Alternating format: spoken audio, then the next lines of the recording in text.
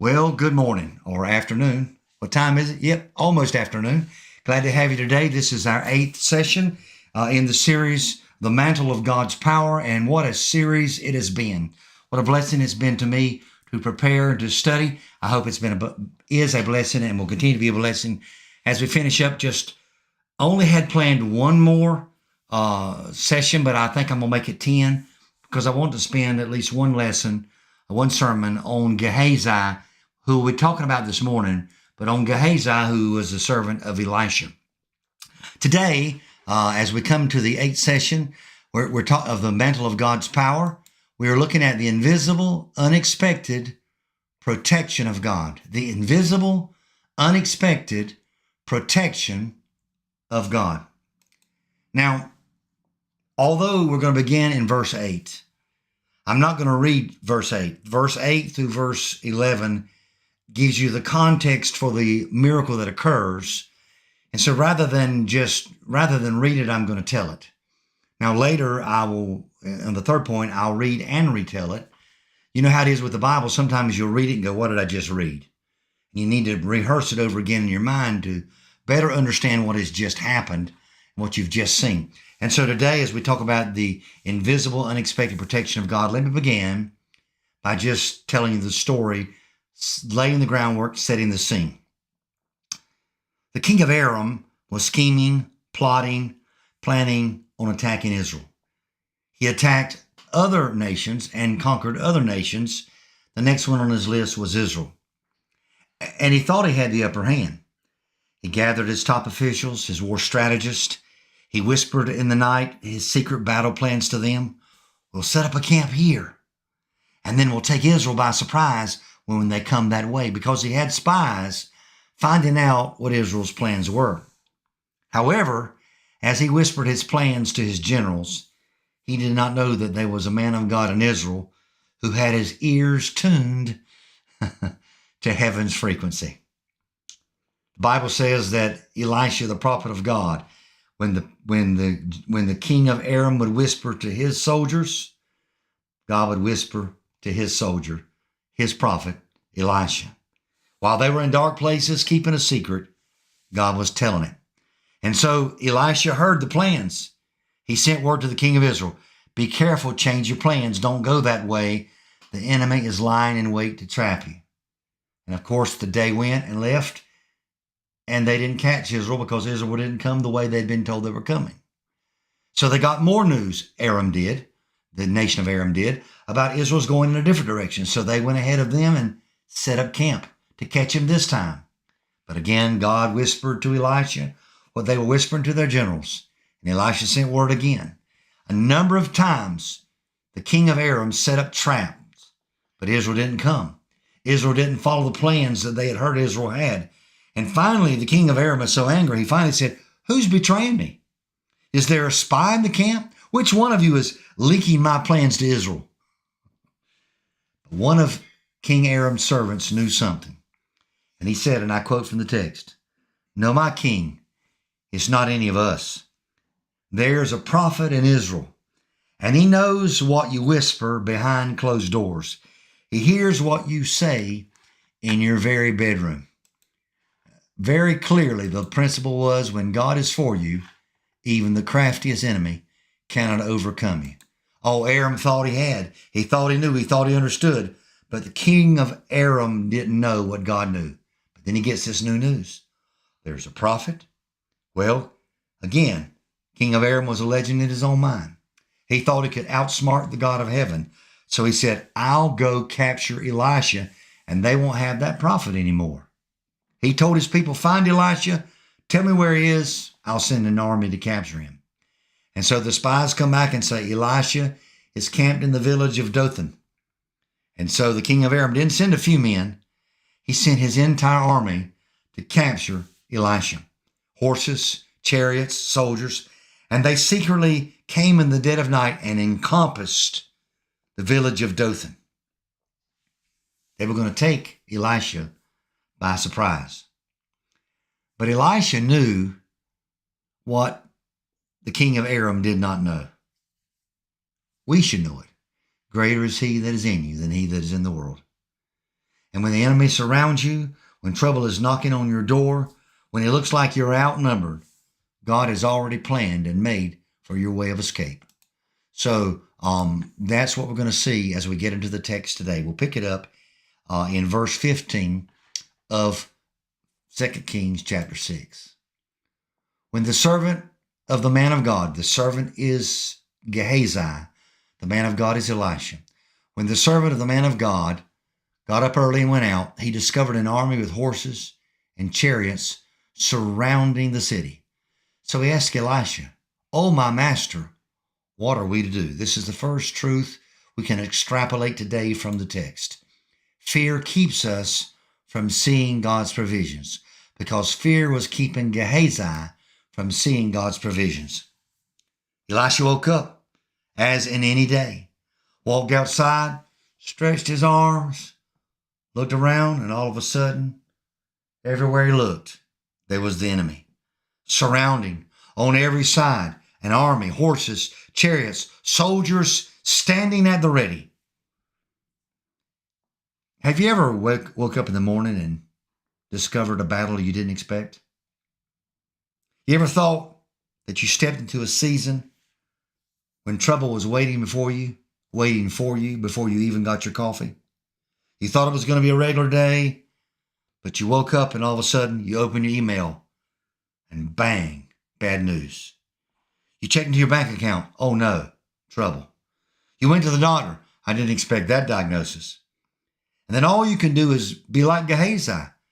Cry out like Elisha's servant. "Oh, my master, what are we to do?" That is the cry of desperation. That's the cry of a man who can't see his way out. That's the sound of somebody looking at their situation and saying, "It's just too much for me.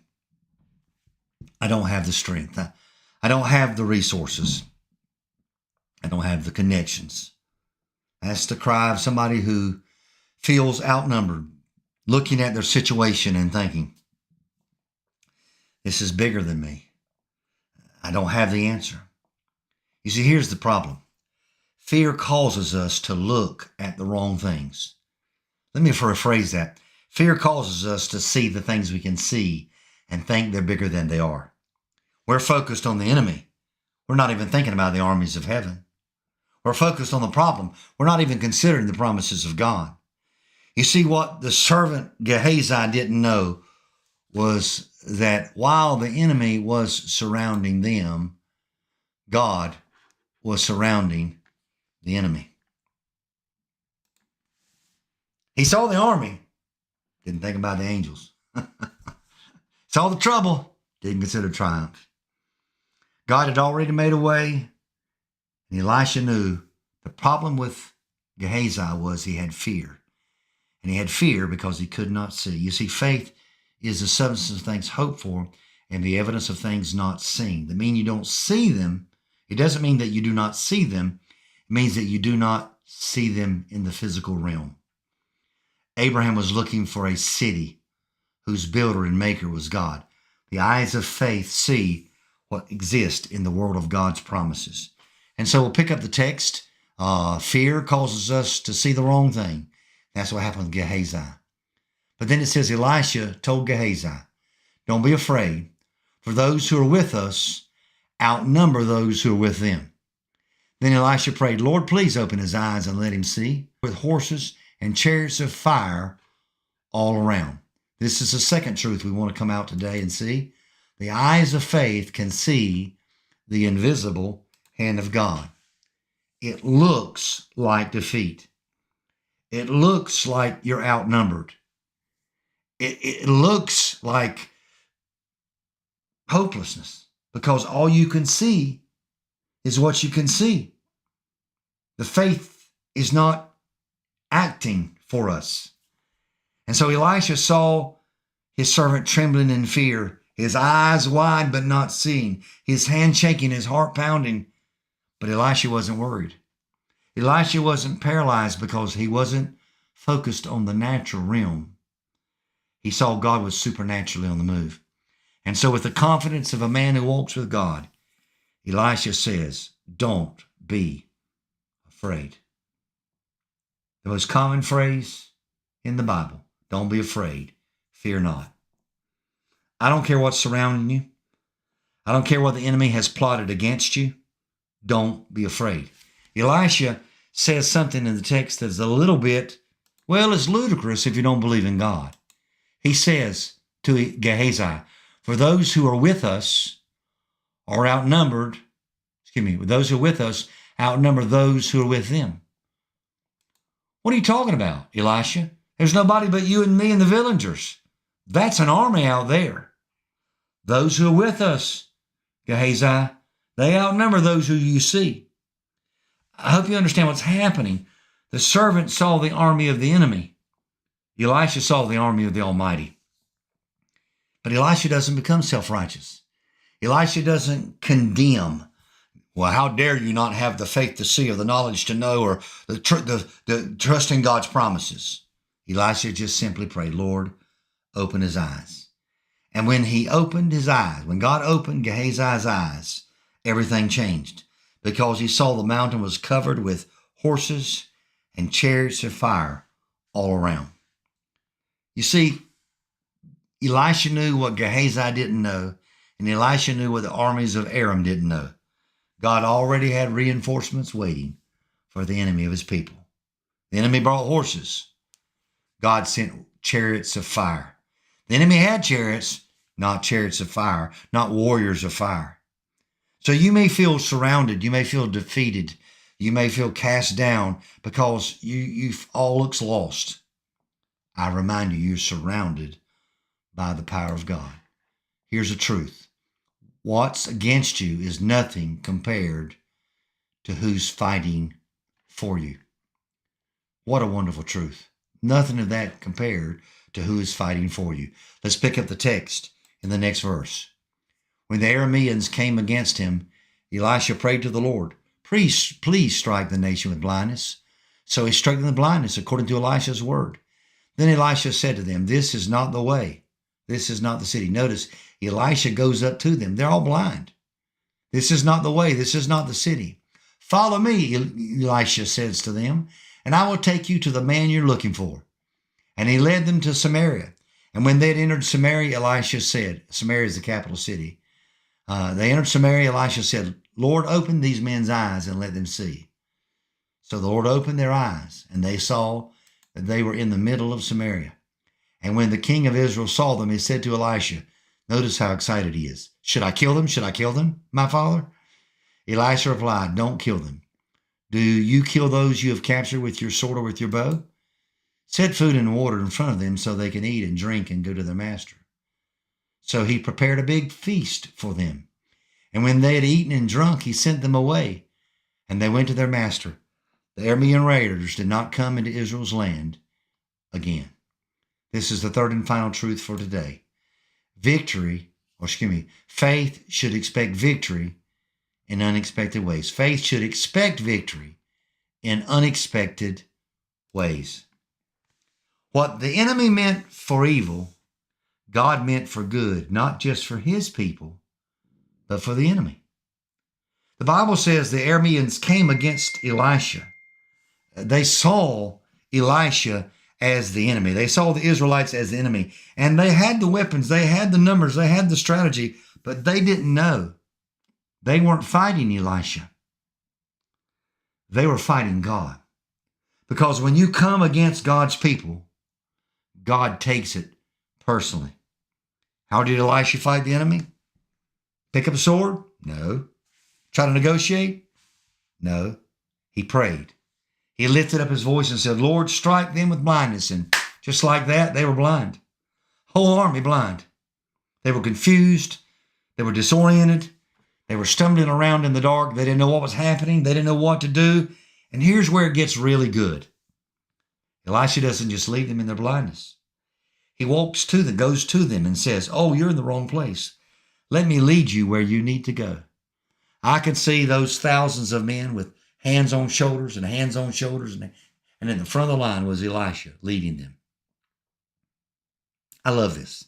I love this so much because you see, when you walk in faith, when you walk in the favor and communion of God, you don't have to run from the enemy. God can work in such a way in your life. God can work in such a way in the lives of your enemies that ultimately they will end up following you.